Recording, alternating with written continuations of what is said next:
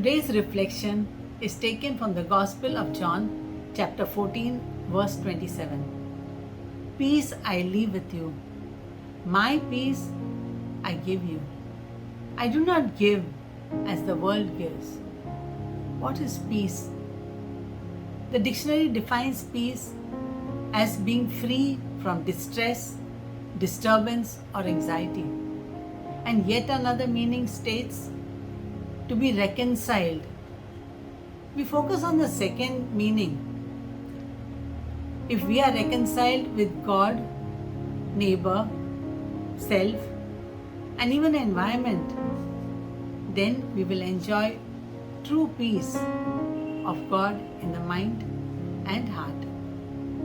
A very good image of peacefulness would be that of imagining a little baby asleep, undisturbed as she sleeps.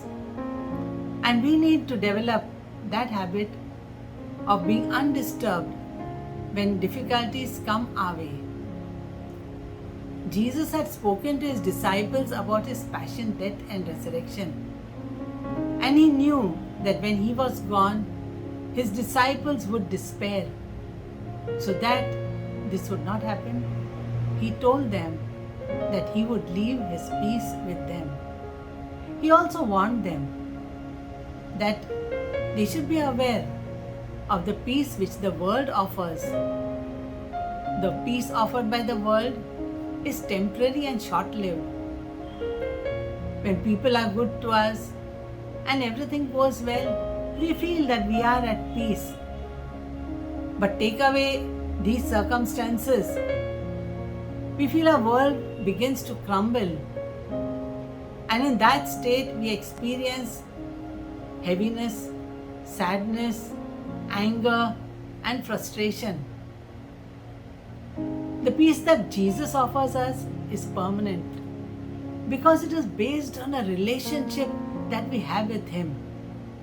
And no one and nothing can take away this peace from us. Now the choice is ours. Which peace would you choose? The peace which the world offers, or the peace which Jesus offers to us? When the disciples were in the boat with Jesus and there was a storm, they were simply petrified. They woke Jesus and told him, "We are perishing." When Jesus woke up, he rebuked the storm and said to the sea, "Peace, be still." Mark 4:39. And what was the result?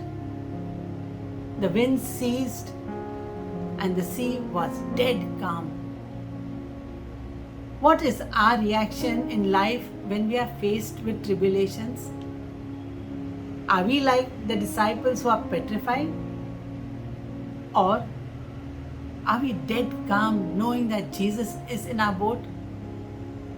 Sometimes it may happen that we are petrified like the disciples. What do we do then?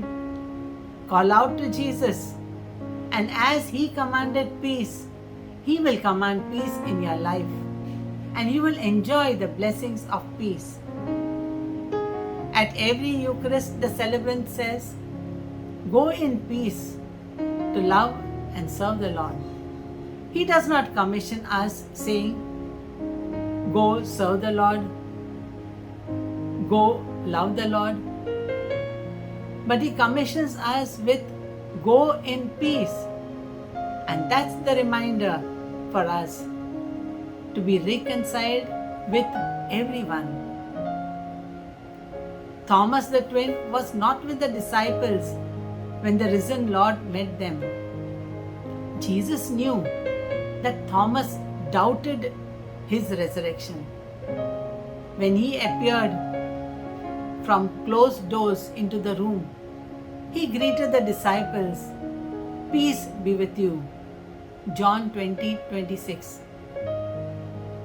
He did not rebuke Thomas for his doubt. He did not condemn him. In fact, He encouraged him. He said, "Do not doubt, but believe." As Easter people, we are a people of hope. During these stressful times of the pandemic, we are challenged to be people of greater hope. Hope for ourselves and hope for the world. And as we pray and intercede for COVID-19 and all its disastrous effects that surround us, surely the risen Lord has a message for every Thomas and every intercessors. Peace. Do not doubt, but believe.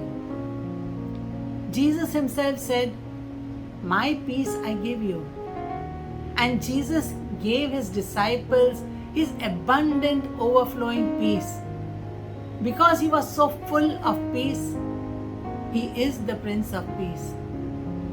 He offers us the same peace. How can I give a smile to someone if I don't have a smile myself? How can I give a warm hug to someone when I am not filled with love for that person? I can give only what I possess. In the liturgy of the Eucharist, the celebrant says, "Let us now offer one another a sign of peace." Can we offer the peace of Christ when we do not have the peace of Christ in our heart? When Jesus sent out his disciples to proclaim the kingdom of heaven is near, he also told them, when you visit a house, say, "Peace be in this house." But the disciples learned from Jesus a new way of greeting. How do we greet our near and dear ones? Hi, hello, what's up? Can we replace these greetings with the peace that Jesus taught his disciples? Peace be with you. Shalom. There are a few biblical characters that are good model roles for peace. When angel Gabriel met Mary, he told her that she would conceive and bear a son. Mary's response was that of total surrender. Luke 1:26-38. She said, "Behold, I am the handmaid of the Lord. Be done to me according to your word." Mary could say this because she was an epitome of God's peace. When Jesus visited Martha and Mary, Martha was busy with all arrangements. She came to Jesus and complained about her sister Mary. But Mary was not disturbed or agitated with her complaint because she had set her priorities right. She was at peace. When Paul and Silas were imprisoned in the innermost cells, their feet were tied up.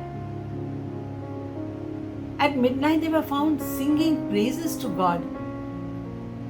They were at peace. No doubt they could sing to God. When Stephen was being stoned to death, he cried out in a loud voice, "Lord, do not hold this sin against them." Acts 7:16. He was reconciled to God and to those stoning him. There are ample examples of people who enjoyed God's peace. All that we need to do is to pick up our Bible and read the Bible. Now a few suggestions of how to experience God's peace. Begin with personal prayer every day. Surrender to the Lord everything and everyone. Speak to Him what you go through daily. Place on His altar your loved ones, your trials, tribulations, anxieties, the pandemic, and the world at large. Fix your gaze on Jesus. Be still. Be silent. Listen. God speaks to us in our prayer time. God speaks to us during the day through people and events. So listen. Let us now experience that peace by quietening ourselves. Let's close our eyes. Let our heart and mind be lifted to the Lord Himself. Let's tune ourselves to hear Him speak to us and say,